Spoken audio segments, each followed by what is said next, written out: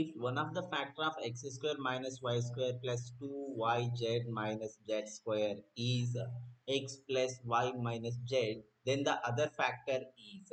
So here yz, y square, z square. So we can common minus. So x square minus of y square minus 2yz plus z square. So it's forming a minus b whole square form. So like this we can write, it's right, x square minus of y minus z whole square. So a square minus b square form, it's right, x plus of y minus z, x minus of y minus z. So minus can multiply, we'll get x minus y plus z. So x minus y plus z, b is our